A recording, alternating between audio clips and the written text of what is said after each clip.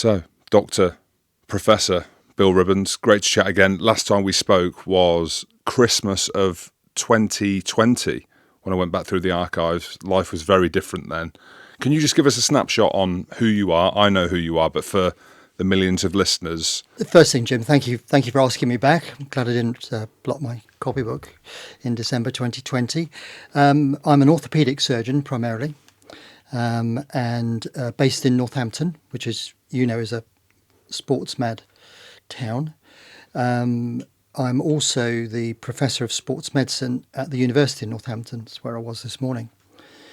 I've spent over 40 years since 1980 working in elite sport. It was always my passion. My dad was a sports journalist. And I've been lucky enough that my career took me back into sport as a surgeon and as a sports doctor. You've underplayed yourself slightly there as well because of the history and the background, something that we researched a couple of years ago. But it's fair to say you've worked with some of the biggest names, not just in rugby, but in the world. Do you want me to name drop them, or do you want to name drop them? Michael Schumacher being one. Yeah, I mean, I've been lucky enough to look after world champions, I think, across 8 different sports and about 27 Olympic medalists, as you say. Michael Schumacher, Jess Ennis, Christina Rugu, lots of the rugby players, and I've been lucky enough to, be involved at the international level with various teams, cricket, rugby, over the years. And of course ballet, which I've been involved with for the last 40 years, and I regard them as just as much athletes as the rest of them. Dr. Bill, do you want me to call you Dr. Bill, Professor Bill, or just Bill? Bill, brilliant. You're working with a community, a company. I don't know how to describe Progressive Rugby, but that's exactly what they are. They are progressing rugby, especially online, and getting the message out there around concussion. You're a part of that. Can you just let the listeners know what that is? I mean, people might have seen it on Twitter. It's divided opinion across a few different people. They've got quite big voices on social media, and rightly so. But can you just give us a snapshot of what that is? I've called it a community. What do you call yourselves? I think that's a really good way of putting it, actually, Jim.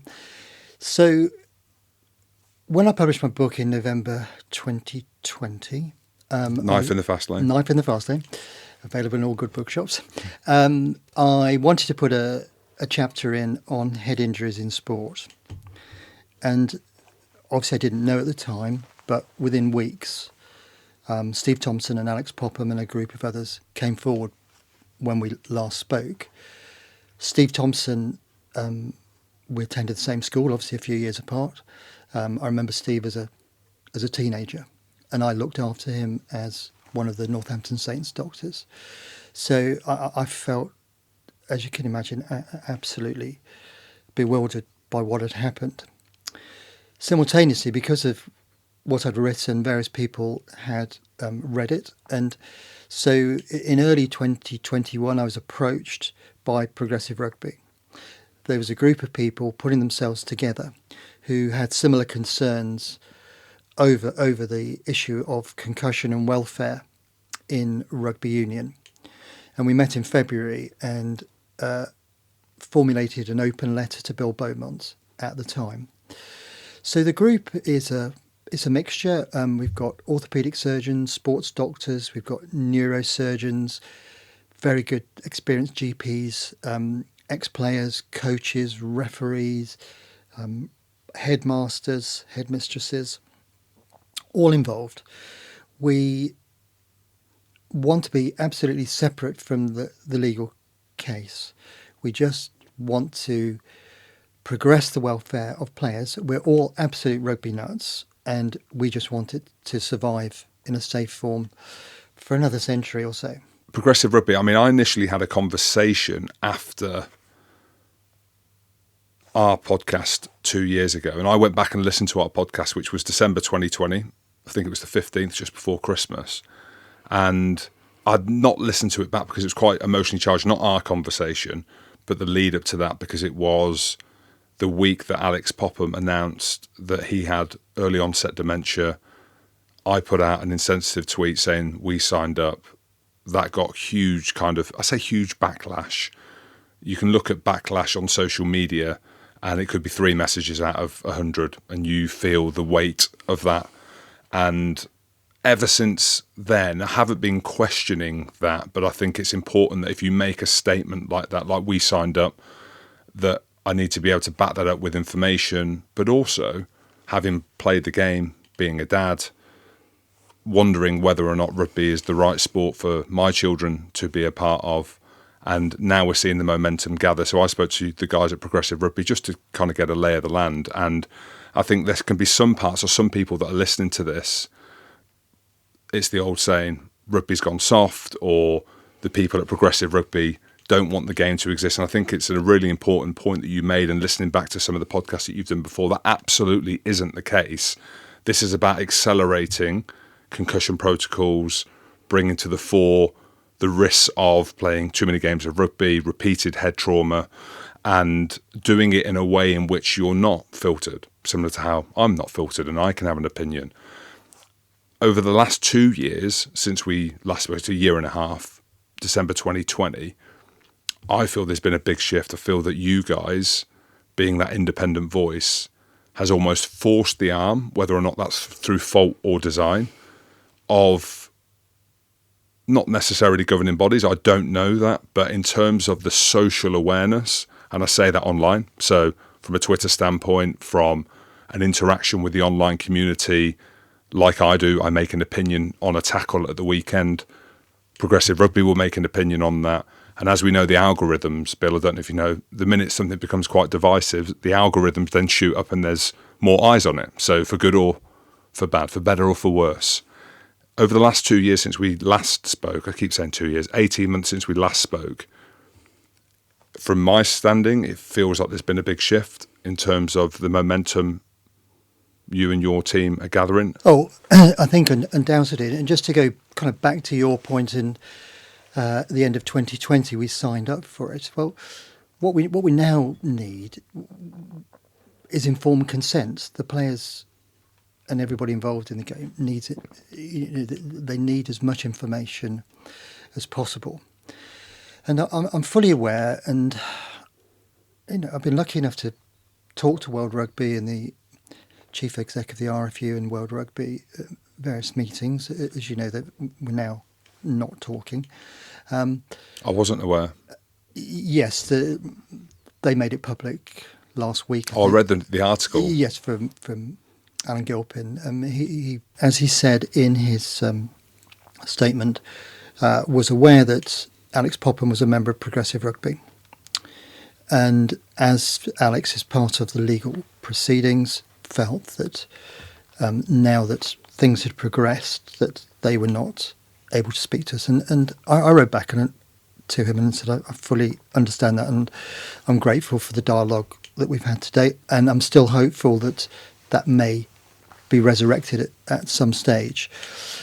It was, as I said at the beginning, Progressive Rugby do not want to get involved in the actual legal proceedings, but Alex was a member of Progressive Rugby at the beginning. We want to support Alex. He's got a very important, obviously, perspective on all of this.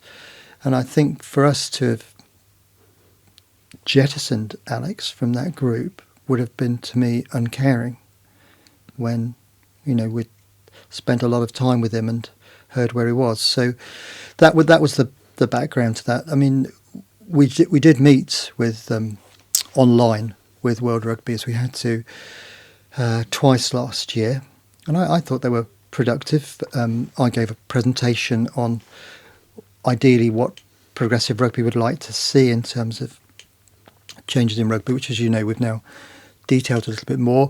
We then went into subgroups. For instance, I was involved in the subgroup on women in rugby, which involved members of World Rugby, ourselves, and also the players' associations.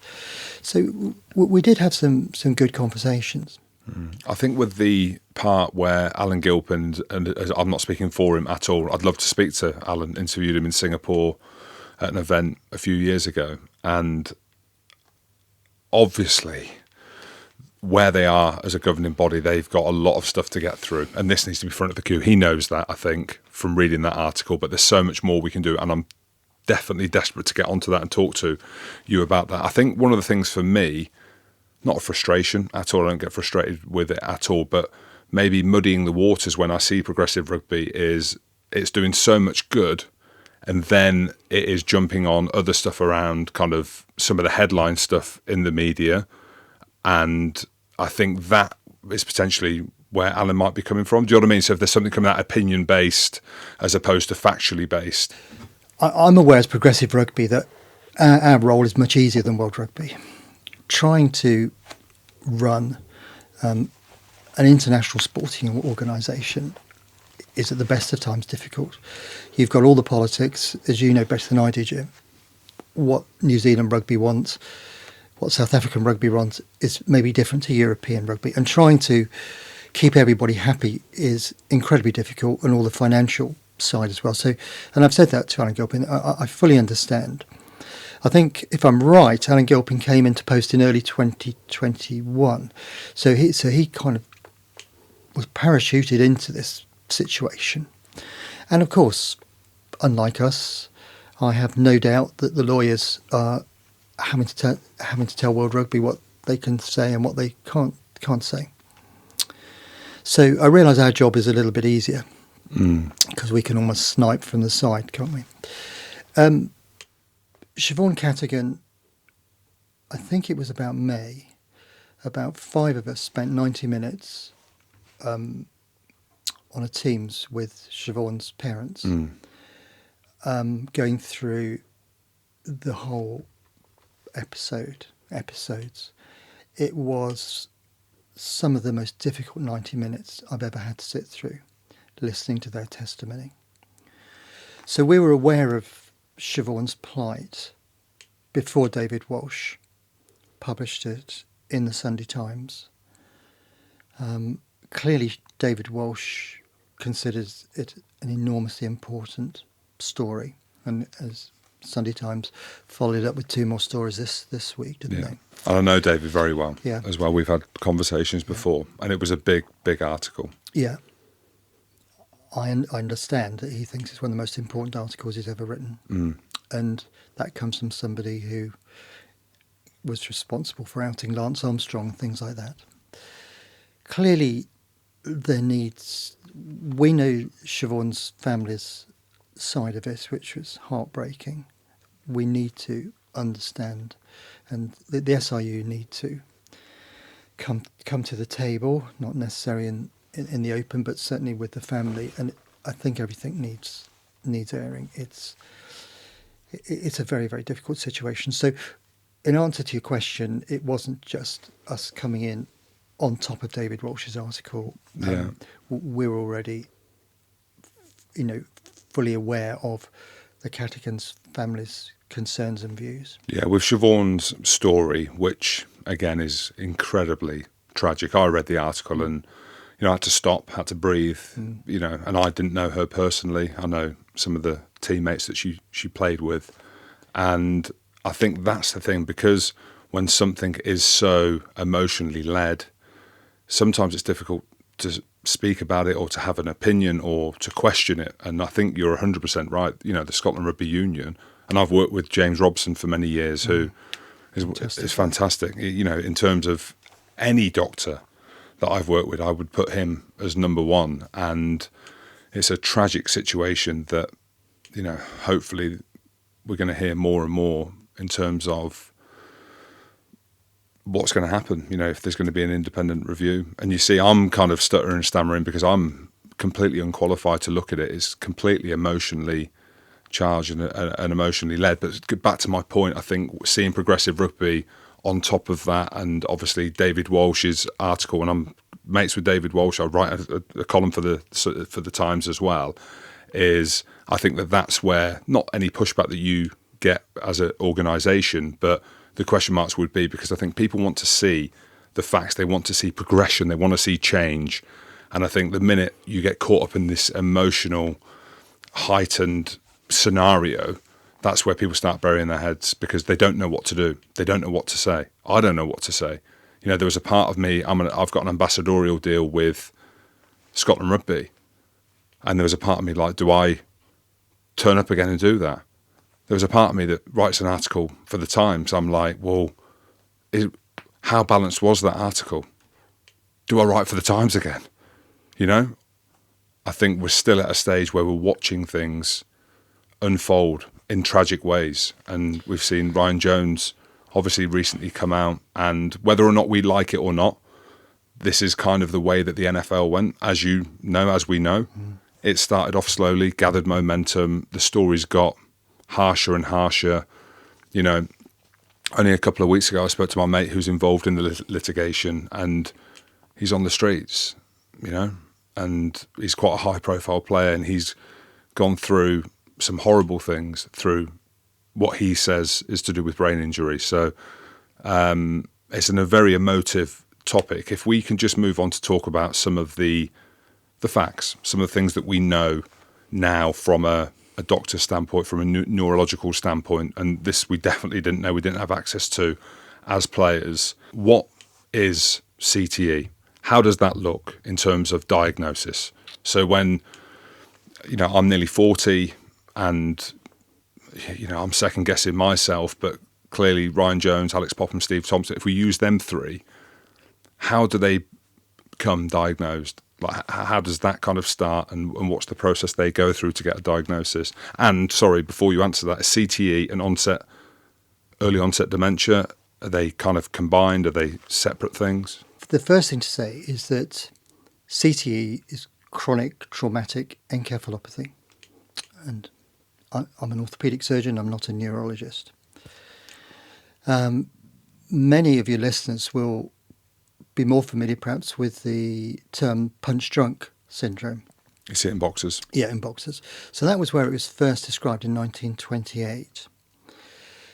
And it was really just in boxing. And over the years, the association, and I use that term carefully, the association between boxers, particularly those who had long careers and been on the canvas a number of times, and the later development of punch-drunk syndrome, it was established. You know, it's the film On the Waterfront in the early 1950s with Marlon Brando playing the punch-drunk boxer, and it was accepted. You know, and we don't know what happened to Muhammad Ali, but he was clearly damaged. Up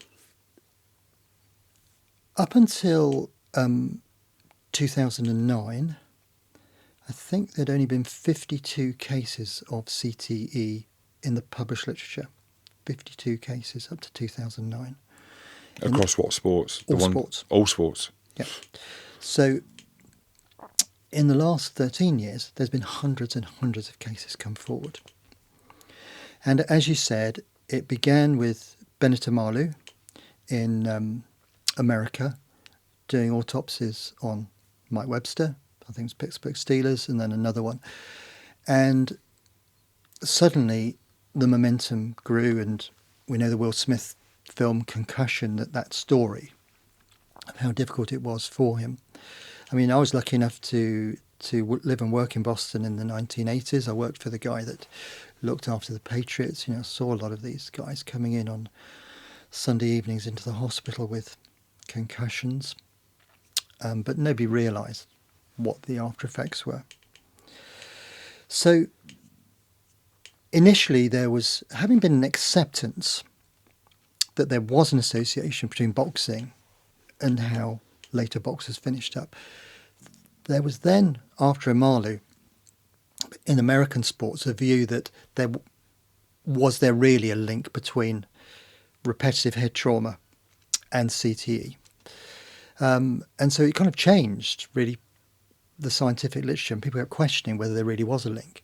We may go into why that was. The problem is with CTE is that you can only actually diagnose it on post-mortem.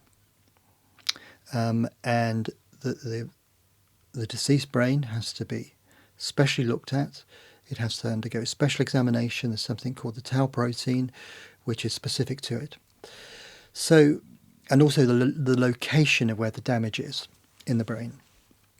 So it is not exactly the same as some of the other dementias that we see in the general public. And the more, as I understand it, the pathologists are learning about it, the neurologists are learning about it, the more they see it as a very separate entity. So CTE, you can't scan someone alive, put them into a scanner, and see if they have or diagnose them with CTE while they're alive. You can see changes to the brain, you can see shrinkage of the brain, etc. But the only absolute diagnosis is to be able to examine the brain tissue, to undergo special stains, remember from our biology lessons, and to actually see these specific changes that are now characteristic of CTE. And then early onset dementia, and something that I've spoken about publicly. I have a history of that in my family. My grandfather, my nan, both passed away with that.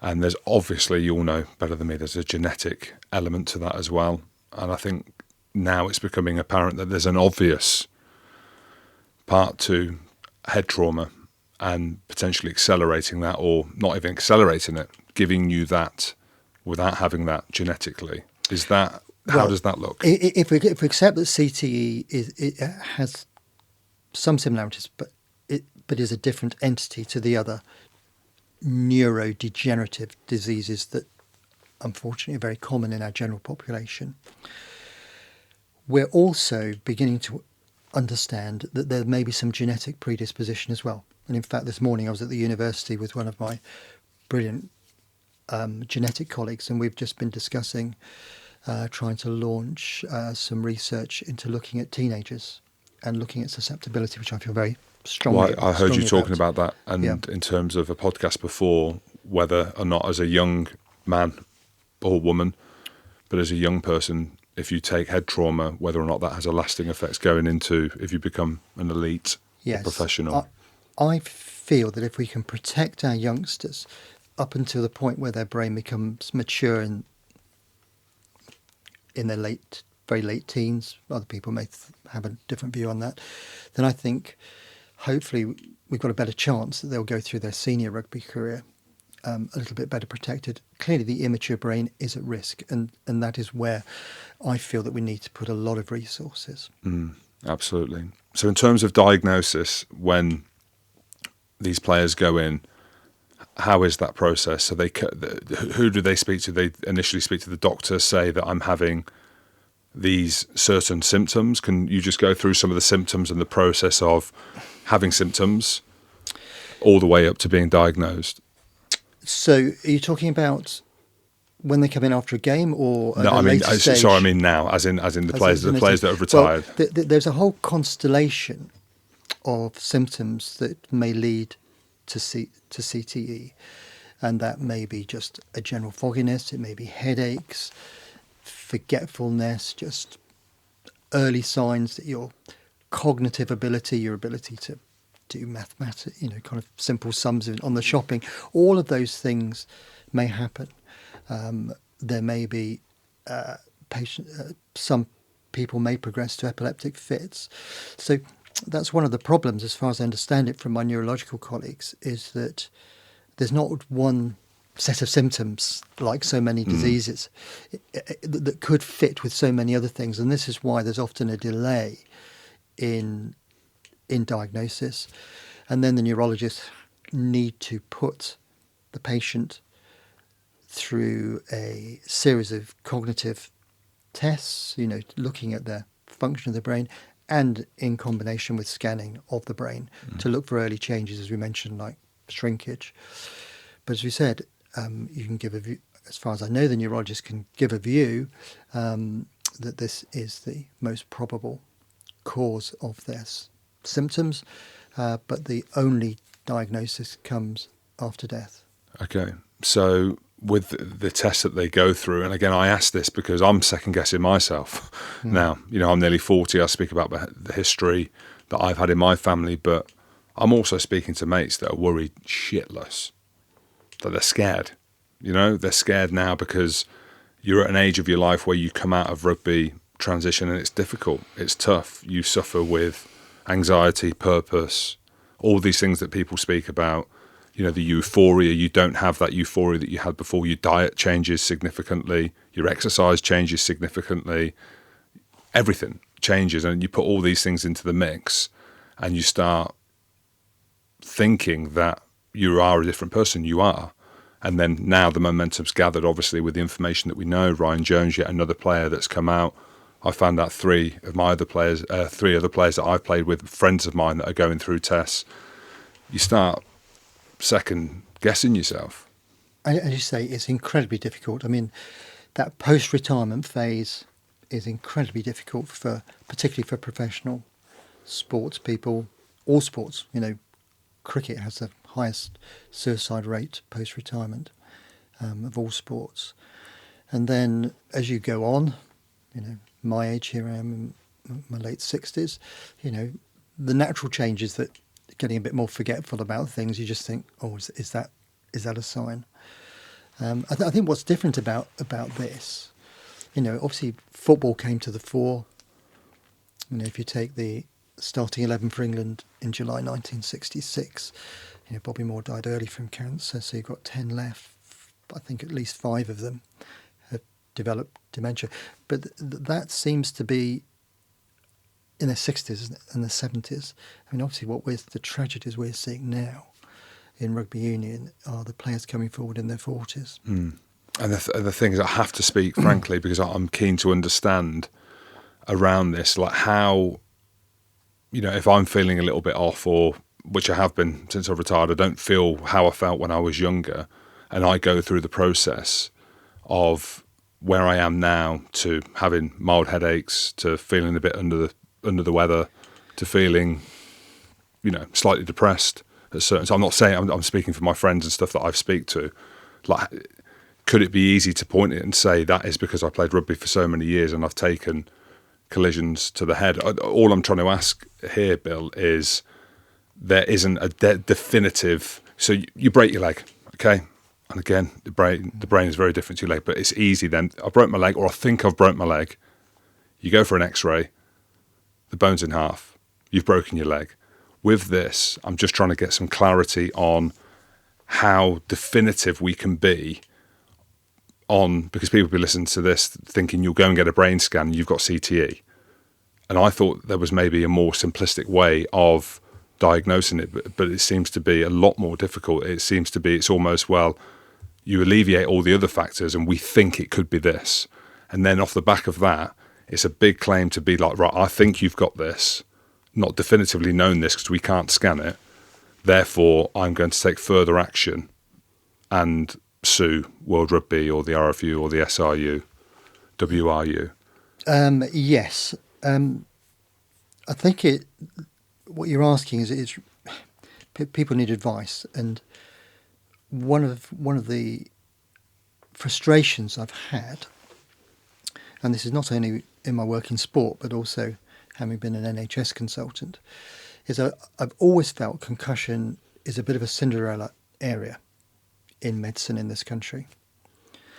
It seems to fall between so many specialties. I mean, for instance, I spent over 20 years as an orthopaedic surgeon. I was always on call on Mondays, so I spent 24 hours a week responsible for the assessment and the admission of head injuries. That was the drunk who'd fallen over at night. It was somebody who'd been in a bike car accident. It was somebody who'd taken a knock on the head playing rugby. So I was used to that bit. The neurosurgeons, you might think, well, they're going to be the people who know, but in fact, even in the hospitals where I worked at, where we had neurosurgeons, they weren't interested in the rugby player coming in with a bang on the head.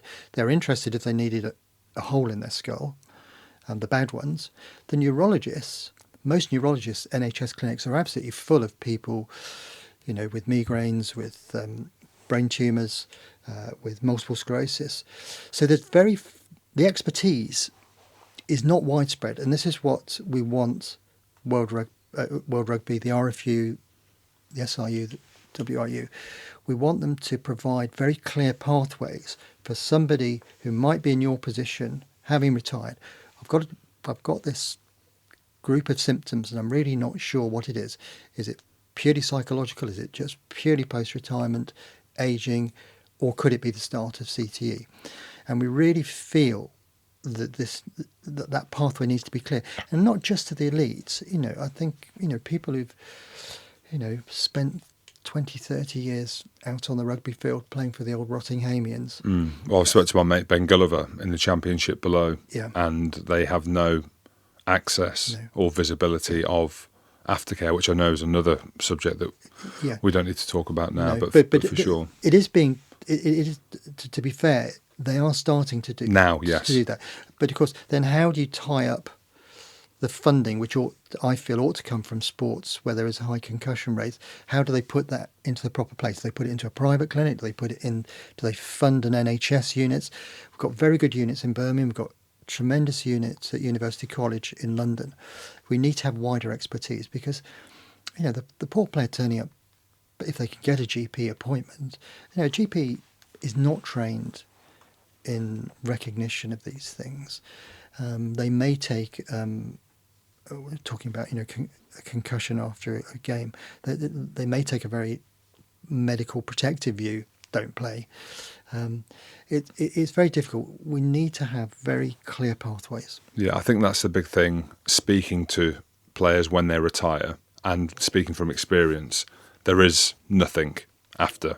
If you can afford private healthcare, and I've got private healthcare, I'm lucky to get that through my job and been able to afford to do that. And even then you walk in with an ailment. I had a thyroidectomy 8 weeks ago, and you walk in there and it's weeks and it's months still, and they're looking at you. They're 6'8", lean, nothing wrong with you. But you've got nowhere to go. And my mate, who I spoke about earlier, who retired early, he's had a real tough time with it. That's what he said. He's got nowhere to go. Something interesting that you mentioned was sports medicine as a whole. And I think, did you mention the Liverpool when they won? Was it the Champions League that they had no? What was it? No physio. No physio. Yeah. I was going to say no doctor. They had no physio back then, and that was what 40. So that was in the 1970s. Yeah. Yeah. So not that long ago, really. Yeah. So Liverpool did not have a qualified physiotherapist throughout their early European title-winning years. It was all ex-players who'd been on weekend courses. In fact, tiny Northampton town did have a qualified physiotherapist before Liverpool did. And who was the physio? It's a chap called Dennis Casey. Okay, I thought you were going to say you chipped in back then. But rugby, and again, something that I've heard you speak about, and when you look at other sports professionally, rugby's been professional since 1996. And one of the big discussions, and something that Alex and me probably not disagree on, but don't know enough about, and we're trying to find out, and I say that because Alex has sent me a couple of messages with certain articles and stuff, is what we know now is not what we knew then. And that's the big thing for me, is when I played and signed my first professional contract in 2001, I don't even think ever the word concussion was ever bandied about, and I think the big thing and the big conversation where people were like, well, you knew what you were getting yourself into. You knew what you signed up for. Do you, as Progressive Rugby, feel that is the case? Or do you think that somewhere, and I'm going to say it, do you feel there's been a cover-up because of information? Do you feel there's been a cover-up of information to not give players and unions to a degree, but mainly players, clubs, doctors, physios, the people that are on the ground in the trenches, access to information which might have been used differently to what it ever was? Because only to the back end, I retired in 2016, 2017 season. I didn't have access really till the back end of my career of real information of right, this is pretty serious now. Look, mate, if you've taken a head trauma, you need a bit of downtime. I didn't miss 1 week, one game with a head trauma. Not one. No.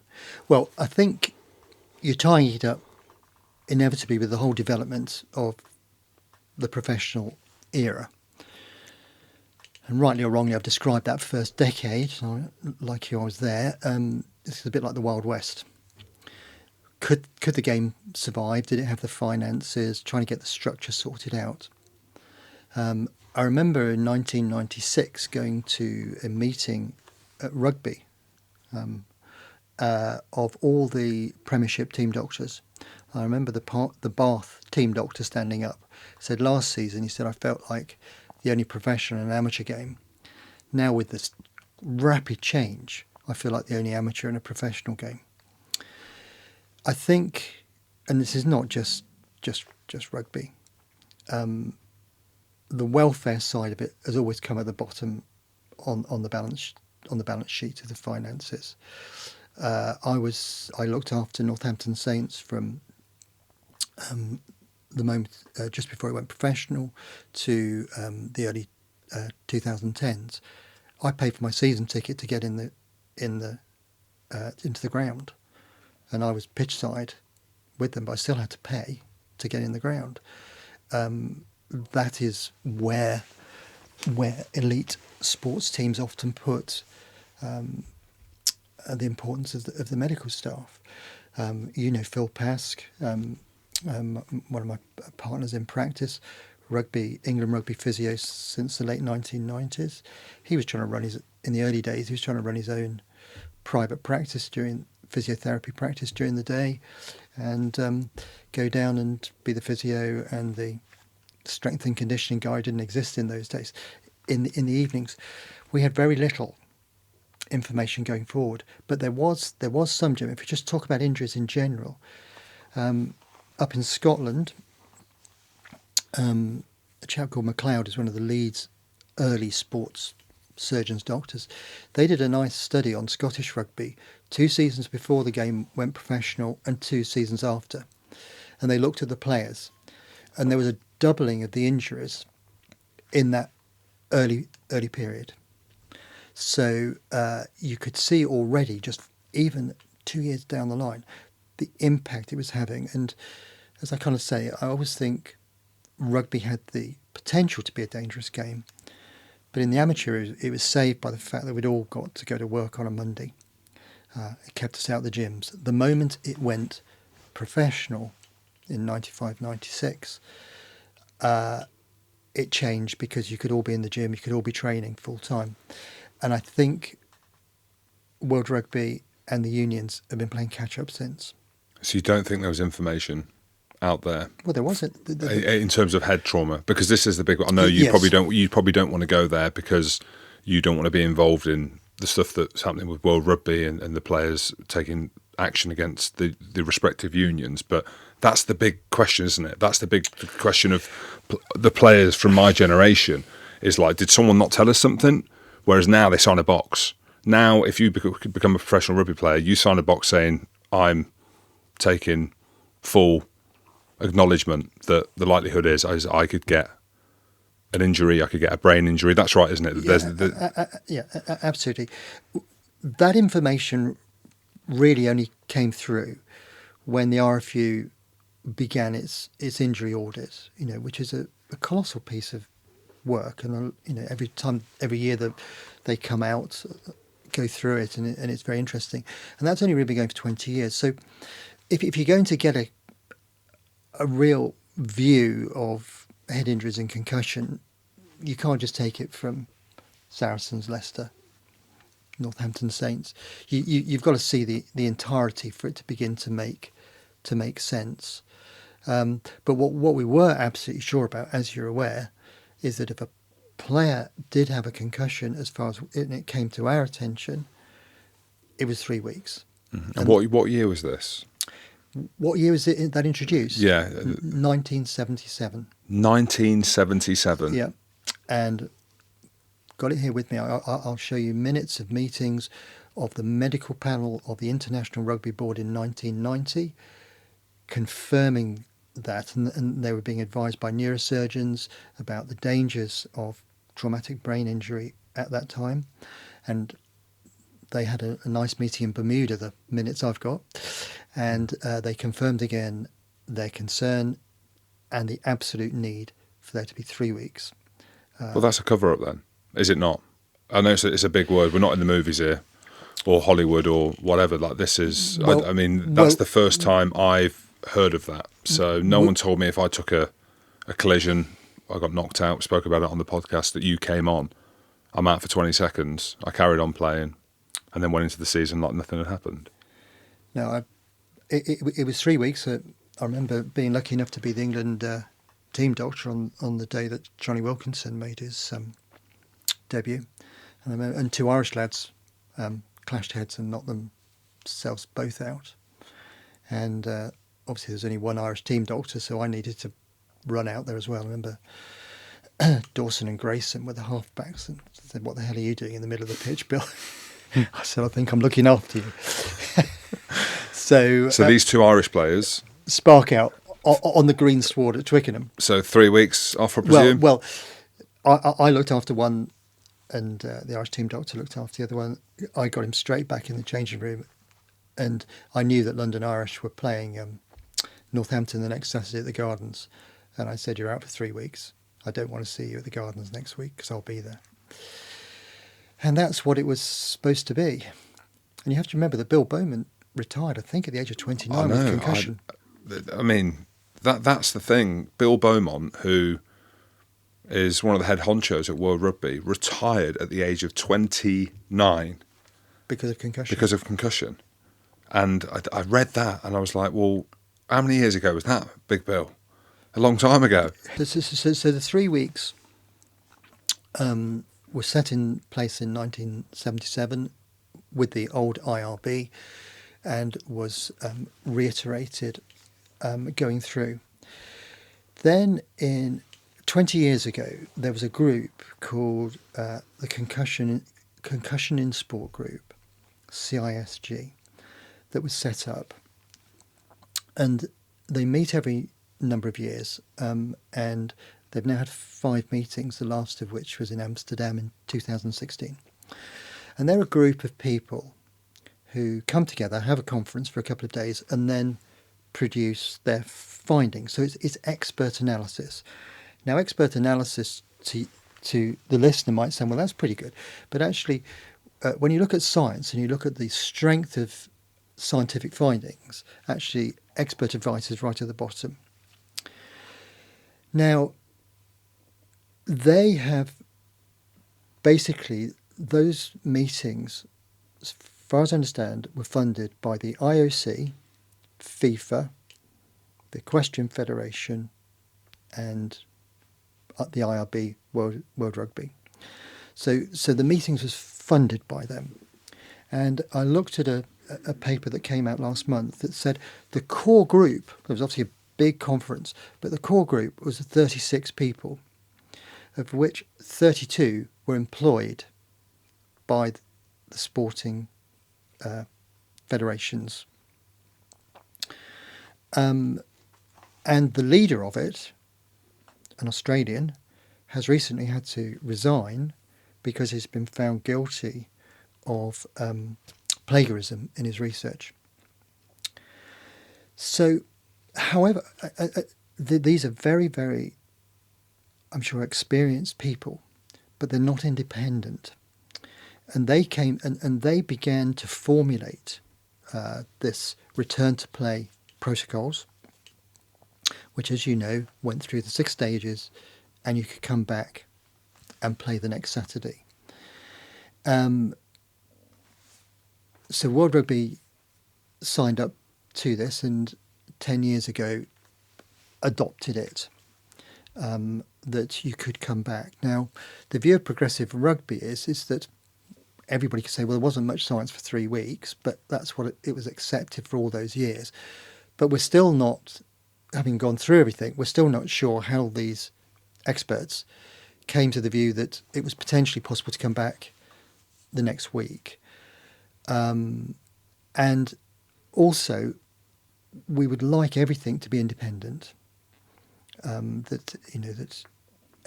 interestingly, all of that information that I've just given you has come out of this paper by one of those people who was actually one of the leading lights of this, who has advised World Rugby.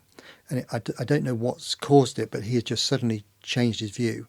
And he is now of the view that there is not just an association, but there is a causation between repetitive trauma in sport and CTE. And he made all of those points. And did he say what World Rugby thought about them, or? Well, this has only just come out in the last month. Progressive Rugby, when a few of us went through that paper, thought it was an important paper. It wasn't new research. What they'd done is they'd brought together all the research they could find and put it through a different analysis to this CISG, the Concussion in Sport group. And they used the same principles that were first applied to the link between smoking and lung cancer. Because smoking, lung cancer, CTE, as we said, there's multi factors involved, and there's not if there's not one factor that causes something, you can never be 100% sure. Well, it's like smoking 40 fags a day and never getting lung cancer. Yes, but when you're looking at it, you're like, actually, that ain't good for you. You're probably going to get lung cancer. And if you didn't, you're one of the lucky ones. So, as they say, kind of scientific research is never finished. It's never complete. We always have to accept that what we know today and what we believe, and if we're involved in the research, what we publish, it may be overturned next year or in 10 years' time. We always have to be open and able to change and adapt. And I know, I hate to think that, I played junior rugby till I was 43, which is stupid, but I enjoyed it so much, so I don't think I'm risk averse. But I sometimes wonder whether my views are coloured by the fact that I'm a surgeon. And as a surgeon, I've got a patient on the operating table and I've got their leg open or whatever, and I come across a problem and I think, well, how am I going to deal with this? I have to make a decision there and then. I can't be a physician as opposed to a surgeon and say, well, let's do some research and come back in 10 years' time and get an answer. I have to deal with that, and I have to deal with that in the safest way I can for my patient, and that's the way I feel at the moment. I understand that World Rugby are now ploughing lots of money into various research projects, which is all very laudable, and they say we'll have the answers at whatever stage. But I just think now that the association is just so strong, and as we said, this group have come out last month and said they believe there is a causation as opposed to an association, that we've really just got to hit the safety button. So, in closing, if you can't say there's been a cover-up, shall I say it seems like there has, or can you say that the stuff was covered up, or do you think it was out there because it didn't get filtered down to the clubs? So something's happened along the way where there's information like that that's been given to the powers that be that haven't featured or even been given to my club doctor. I don't think there was an active cover-up. I just think the right people weren't looking at the right information at the right time and saying 2 and 2 makes 4.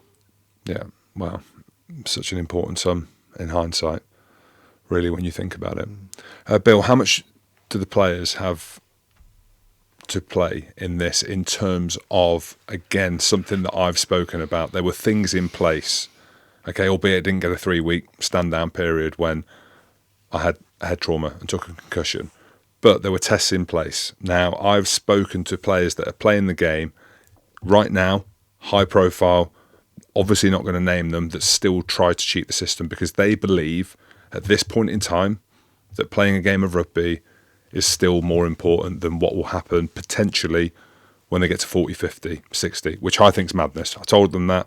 I think it's crazy.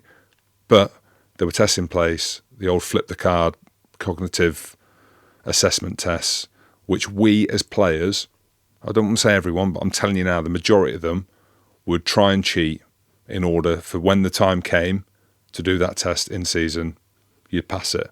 So how much of that is on the player, would you say? Or could you say that I might not have been in a decent headspace? Do you know what I mean? Like, because this is the big debate. Absolutely.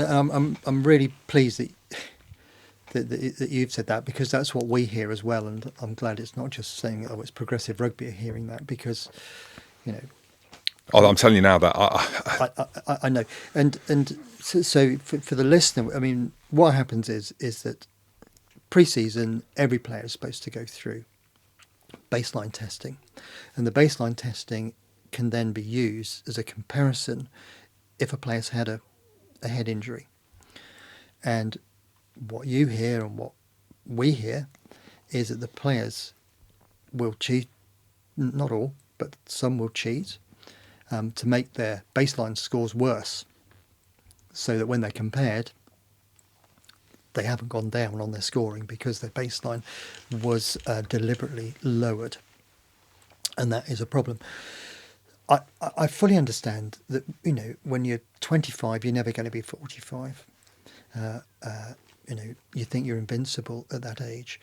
When we've spoken to the Rugby Players Association and, you know, the international bodies, there's some really good people on that, both ex-players and doctors looking after them. And we understand that a professional rugby player's career is short. It can be brutally short. And so should you take it out of the player's hands? I mean, one of the other problems that we get all the time is that we're calling for an extension of return to play. And of course, World Rugby have gone some way in the last few months on that. We think it should be longer. Is that the longer we have out, the longer the player has out, the more likely they and the coaching team will fib in order to come back. But we don't think that's the basis of having protocols, because you think the player's going to deliberately lie about their symptoms. That's down to education. That's down to us as the doctors, isn't it? And the coaches to actually explain to the players that this is in their best interest. Mm. I mean, I'd absolutely say to people listening, and there'll be some professional rugby players listening as well, is that isn't the route going down, because I always go back to the point, what I knew then is very different to what I know now. Yeah. You know, and I don't think I would have done. Well, hindsight's great Yes. on anything, you know, and I would have changed many things. I'm a very different person to what I was like at 24, and would have done anything, you know. And if I've gone back there, would I've? Yeah, mostly would have done everything the same. But there's certainly things when I'm knocked out completely on the floor for 20 seconds, I would have taken myself off the pitch because of the reasons that we know now. And I know that it isn't necessarily them big knockout headline moment concussions where everyone's like, wow, that are the causation of potentially, you know, early onset dementia. It's the constant, you know, it's the scrums, it's the mauling, it's the X number of contacts in a training session that go unnoticed away from the bright lights of the pitch. Yeah. I mean, I've had to go through this myself. I mean, it's part of not being a professional, just growing as a person, is it, to be reflective and to learn from things. And, you know, I mean, the first elite sport I was involved with was professional boxing. I mean, I was 26. Do you still like boxing now? Or not? Have you completely gone off it? I don't watch it now. I mean, we were aware of the risks at the time. In fact, the British Medical Association, even back in 1981, wanted to ban boxing. I felt that I was worried that boxing would go underground. I thought that boxers needed the best care possible, and wanted to try and contribute to that. But I've had to come to the view that actually, as exciting as boxing is, it's not a sport that I could watch or get involved in medically. It's mental. UFC, I watch UFC, and there's a number of reasons why. I love the marketing side of things, how they storytell, the background of some of the fighters. And my hands are sweaty when the big fights happen and they do the ring walk, and I can't wrap my head around how people can do it. I think you need to be, I'll say the word special, I think you need to be a very special human being to be able to do what these fighters do in front of the world. And there's a lot of comparisons in terms of the knockouts that you see in boxing, which is what people want. You bet on them. What round are they going to get knocked out in? You know, that's what all the TV channels in the media, that's what they show. That's what the newspapers show. They show the boxer on his back that is asleep. That's what, there's a barbaric, part to all this. It is, and, whether it's the boxer that's gone out like that or it's Thomas Francis at Twickenham in February of this year, I feel that a concussion is a concussion is a concussion. And I do feel that we should move away from CISG, this international group that I've talked about, and for reasons you understand. And I think this country needs to have an independent group. I feel strongly that this country needs a sports ombudsman or woman to oversee all of these things, whether it be safeguarding in gymnastics, which I was knew quite a bit about through my patients, to the concussion issues. Somebody needs to overlook all of this, and there needs to be an independent view. And it doesn't matter whether you get a hockey ball on the head or you get a knee playing rugby or you're boxing. A concussion is a concussion. I think there should be a commonality of what that means in terms of recovery and time away. And what I would say is that Tanni Gray-Thompson, I've got enormous respect for. I mean, she was charged with producing a report in 2017 on welfare in sport. And she was of a very strong view that there needed to be a total divide between the medical departments, those providing the welfare aspects in a sporting organisation, and the performance.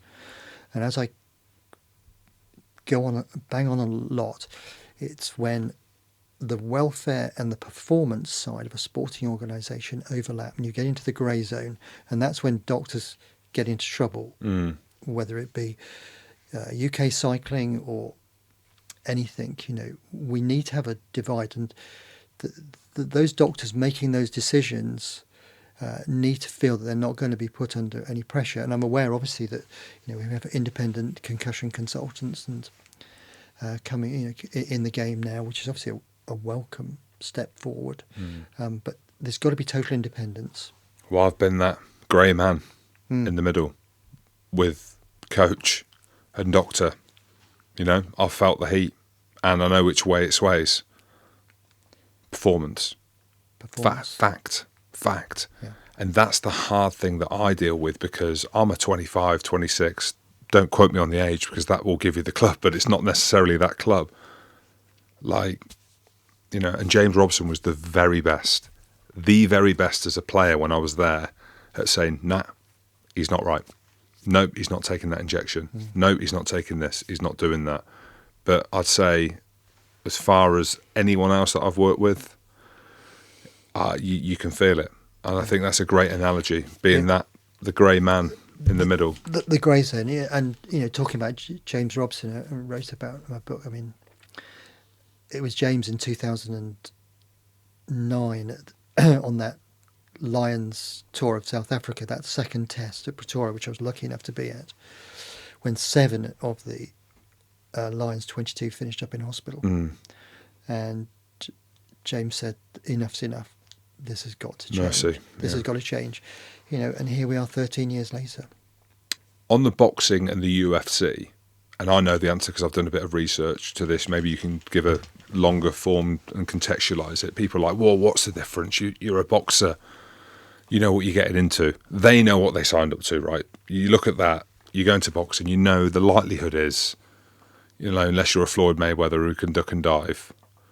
I don't want to speak for Ricky Hatton, but he ended up taking a lot of damage along the way to get where he wanted to get to, and we know about his story after boxing. UFC, the same. I listened to Chuck Liddell, one of the trailblazers of UFC, and you can hear he's punch drunk, and there's many more of that kind of generation. But I think one thing people don't realise is the stand down period. So you mentioned Thomas Francis, his situation, that's the one for me. When you're looking at that, you're like, how the hell, with everything that we know, could that still have happened and carried on and he was to be allowed to play? My point is, in boxing, when there's a knockout or when there's a fight, there's an 8-9 week stand down period. That's it. You're done. Like, that is independently controlled, and that is the difference of a contact sport and another contact sport in rugby, where there isn't an 8 or 9 week stand down period. No, as you say, but boxing does have a very long stand down period, but of course, the boxers may be only fighting, even if they're not world champions, 4 or 5 times a year, whereas these guys in rugby have got to go out every Saturday, and that's the big problem. Is there a number of concussions that you think maybe it's going to be hard for you to give it personally because you are a professional, but when you look at a player's history, surely there's a limit to how many? And I've got players that play rugby still, and again, I spoke about it 18 months ago, and my same mate has taken 2 or 3 concussions since then and still carrying on. When is enough? And at some point, whether or not it be the club, whether it not be the agent, the doctor, the mum or dad, at what point do you think at all will someone like a World Rugby or an independent say, you're done? The answer is there's not a finite number. I mean, obviously, you wished it was 0. That's never going to happen. I do have a view that there are players that we all know who appear to have developed a glass chin in boxing parlance. And like Amir Khan. When yes. Prescott knocked him out, he was never the same again. No. Sorry, I agree. That's why I've jumped on that specifically. Yeah. And you can just sit and these are not necessarily the little guys, but just some people. And this is why it's a multifactorial thing, that some people just have a predisposition, and once they've had one, they just seem to get more, and we all know who they are. I mean, Johnny Sexton, most mercurial, brilliant player. I'll never forgive him for the way he led Leinster to beat the Saints down at Cardiff and deny us of a second European Cup.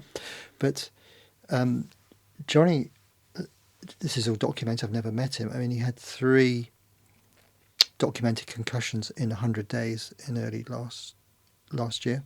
I think he had another one at the end of the year. At that same time, he rightfully got very upset with the French doctor who went into the press to say how many concussions he'd had while he was in France, and that was a confidentiality issue, and I'd certainly understand his concerns about that.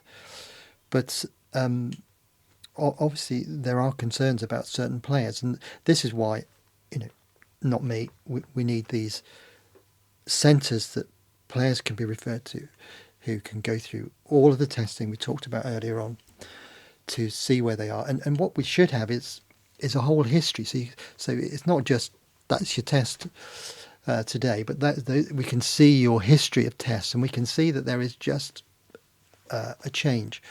And of course, as you appreciate, Jim, we then get into restraint of trade. I know the risks. I've got a contract. I want to carry on. So that's, I think, a very difficult issue as well. Yeah, absolutely. We were talking off air around Ed Slater, a good friend of mine, just got back off the bike ride. He's up after you as well to do a podcast episode. And we were talking about motor neurons disease, and the Times actually, right after Slater's diagnosis, we're carrying on talking about other concussion instances and obviously gathering momentum off the back of the stuff that we've spoken about, published a photo with Ed actually as part of the story, and someone thought it was part and parcel of the stuff that we're talking about today in terms of brain trauma and MND. And I've spoken to people in the MND fraternity who are doing the studies and amazing things in lobbying for the great Doddy Weir, and obviously Ed Slater. Now, I had a couple of conversations with him. Is there anything from your side in terms of any information that potentially could be out there? Well, as everybody knows, this is another medical condition that seems to come to the fore and appeared on the back pages of the newspapers. Motor neurone disease is not just one condition. There's several conditions that within that group of MND, and there's a particular condition called amyotrophic lateral sclerosis, ALS, which seems to be what I understand many of these individuals have been diagnosed with. One of the problems is that it's fortunately a very rare condition. So if you live in a town of 100,000 people, out of those 100,000, you'll get an average of about 2 people a year developing the condition. So it is very, very rare. Mm. And when you've got rare conditions, it's very difficult, therefore, to build up a picture quickly. Now, what we do know is, as we've discussed before, is that the development of motor neuron disease appears to be a combination of environmental factors and genetic factors. It's about 25 genes have already been identified as having a potential association. Early on in life? Well, there's about 10% of motor neuron disease is definitely familial. It runs in the families. And about 90% occur spontaneously. You are born with that genotype, that particular set of genes. Whether they come into play depends on environmental factors, probably. And amongst those environmental factors have been looked at people's involvement in sport. And they've looked at involvement not only just with head injuries, but also actually just many years of doing sport. Now, there was a very good paper 3 years ago came out looking at all the literature to date. And in fact, they only named at that stage in that paper 32 sports people who'd come forward with motor neuron disease. That goes right back to Don Revie, the England and Leeds manager. Doddy Weir just appeared on that. Guus van der Westhuizen, probably the best scrum half I've ever seen play, obviously died from the condition. And then, of course, since then, we've had Rob Berra come forward from Rugby League and Ed and another couple of footballers. I looked on that list and there was 4 South African rugby players and now three British rugby players. So it is quite small. Most of the research has been done in football and to a less extent in American football. And there was a view that if you play those sports through being a child and into adult life, then your risk of developing motor neuron disease is about 4 to 6 times the general population. Really? But of course, they're very small numbers. Mm. So there's nothing. I think there has been a very small look at rugby in New Zealand, and it wasn't significant. And I understand that Doddy Weir's charity is really pushing for research in that. So it is still. So what we can say at the moment is that from other contact sports, there is some evidence, and there's clearly a need for more research. I'm sorry, that's a bit of a wishy-washy reply, but there's definitely a concern.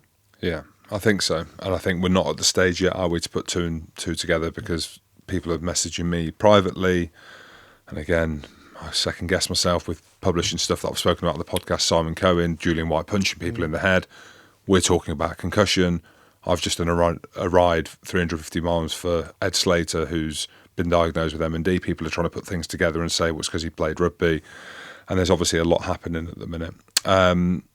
Bill, just in terms of any parent listening to this, what would you say to them about their children wanting to come through and choose rugby as a sport? Specifically, there's obviously loads of other sports that they can choose, but if they were going to play rugby, speak to my wife. Pretend speaking to Becky, and she doesn't want my kids to play rugby necessarily because of this, but I'm sure in the back of her mind that this is playing on it, but it's more she saw me crawling through the door some days, having pushed myself above and beyond what the body ever wanted to or needed to. Speaking of this, as a grandfather as well, three grandsons, two of whom are already playing rugby. As I said right at the beginning, it's a great sport. We want it to carry on. We don't want parents to take kids out. We don't want schools to stop playing.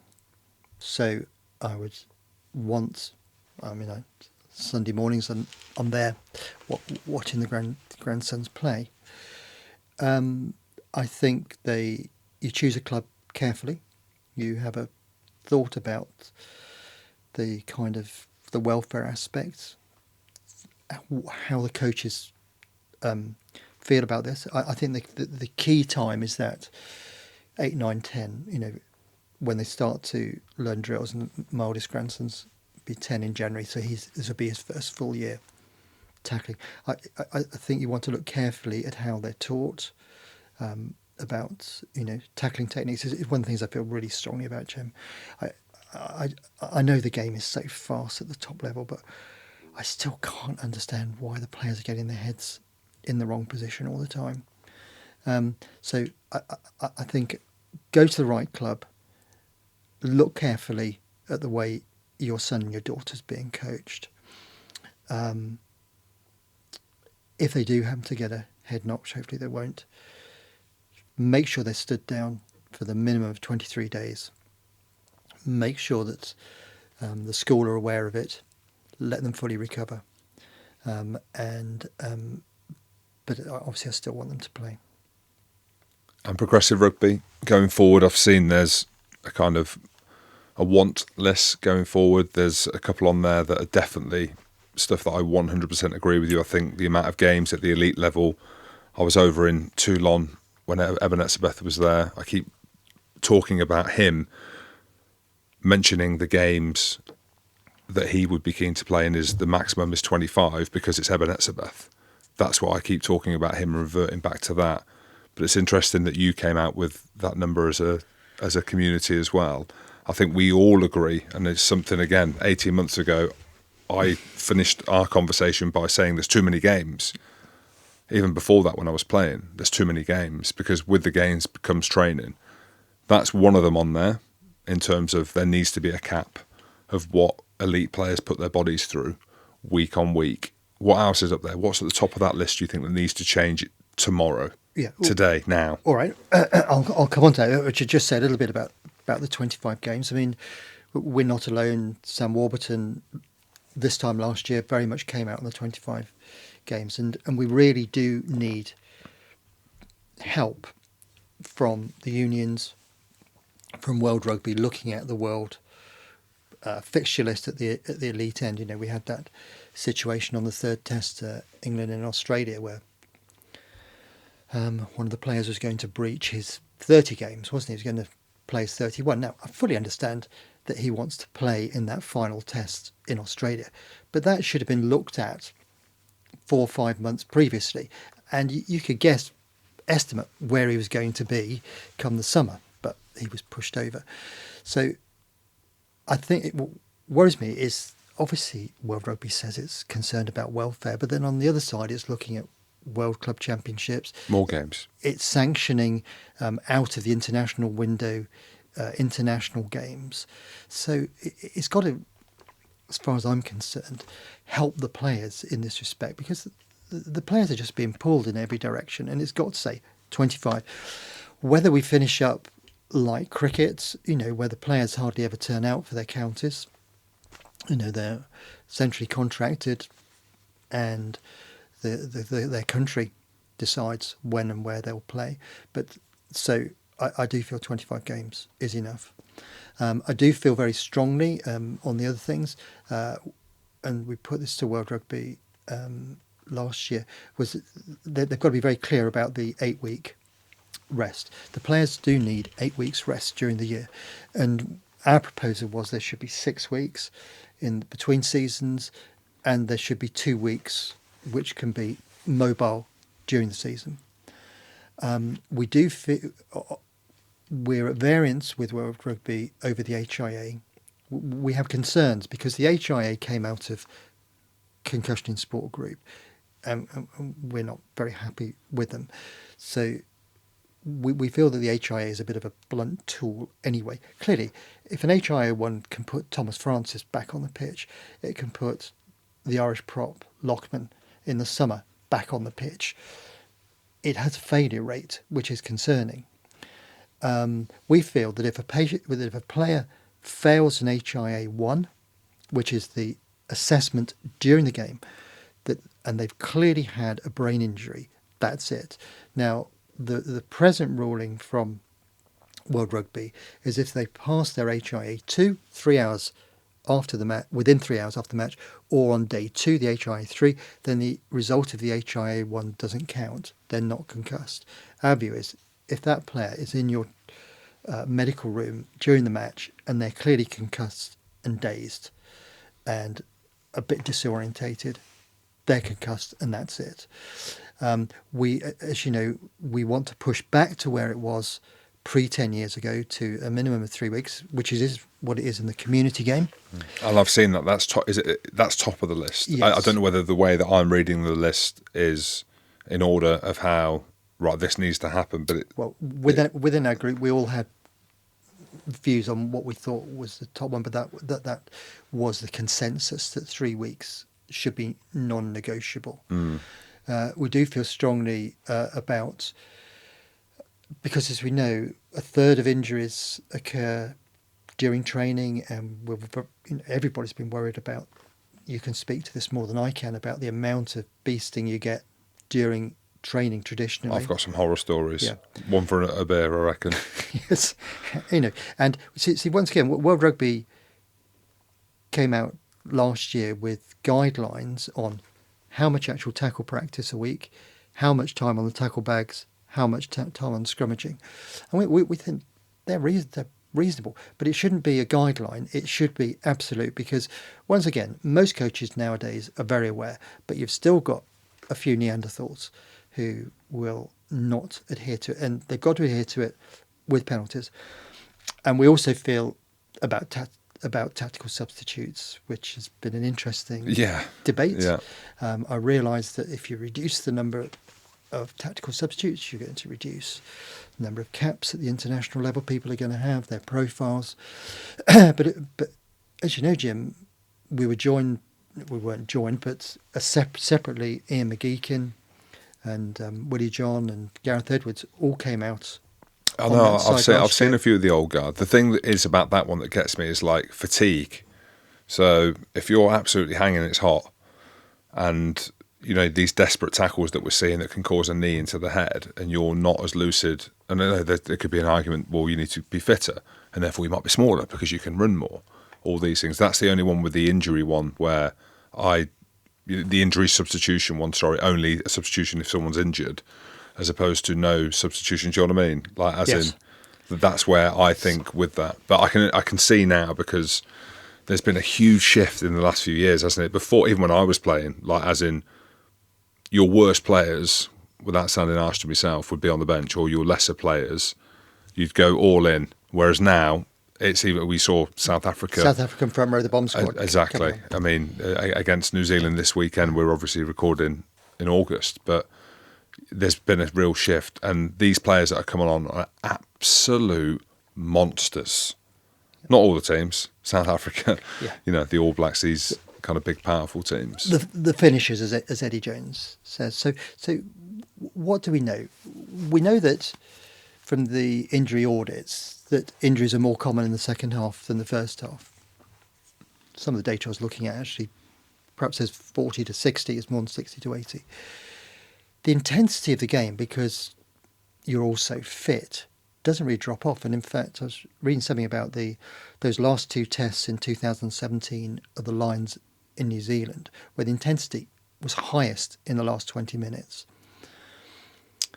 We know, as you've said, that now international teams in particular pack their bench 6-2, so that you almost have three quarters of your pack is changed. Now, the World Rugby have said that they're presently looking at this at the University of Bath. Are looking at a number of games to see what that impact is. The only evidence that I could find was from 2005, and it was a very brief mention and one of the researchers was Simon Kemp, who's head doctor for the RFU, and he published this, showing that when they looked at the injuries in the last 20 minutes in 2005, so they've known about this for 17 years. In 2005, what they found was that in the last 20 minutes of the game, those who'd played the entire game had a 31% higher injury risk than those who come on as substitutes. So it was just almost a giveaway line in a research paper, but certainly, the RFU doctors produced that data 17 years ago. And I think it's great that World Rugby are now looking at this, but I think they should have been looking at it all the way through, because everybody should tie together. And I feel quite strongly that if you've got a prop forward that's got to last 80 minutes rather than just come on for 30 minutes, you're going to slightly changes anatomy and physiology, and that everybody's tiring together. Well, Professor Bill Ribbans, if we see my son JJ the size of 6'6", he could be 6'10", playing ballet, we know the decision that we went in the Hamilton household. But I really enjoyed that. That's a tough conversation for me to have. It's a tough podcast for me to have, having been on the other side. It's emotionally charged. There's, not from your side, but from players that were in it and that are kind of in this, I'd say, worrying transition of our life. I'm 39. I'm going into my 40s now, and hearing more and more stories. And at the start, I was like, here we go, what's going on here? Whereas now I'm looking at what you're doing at Progressive Rugby. I don't agree with all of it. We spoke about it earlier in terms of jumping on some of the stuff around the social media, but that's absolutely fine. That's the people doing that side of things, absolute prerogative. But I think in champion for ex-players, current players, and parents who are thinking about putting their girls and boys into the game of rugby, the game which we love so much, I think you're doing great things and you're making noise. People are taking note. World Rugby are taking note. They're not talking to you anymore at the minute. But hopefully there's a positive outcome here, because we're on a knife edge. We're at the edge of a cliff with rugby at the minute, and something needed to happen, and it feels that some things are happening, but there's a number of things to work through. It's interesting having Simon Cohen on here the other week, and the salary cap's been cut, yet World Rugby are talking about adding more games onto a calendar, which is going to put more pressure on the players. And obviously, we're hearing now the RFU. I was chatting to my mate at Gloucester, adding in more protocols for concussion for the start of the season, 5 new tests as well. And I think Progressive Rugby have had a large part in pushing these things forward, especially from where I consume news and media. So I just want to say well done and thank you very much for coming on. Thank you very much for having me.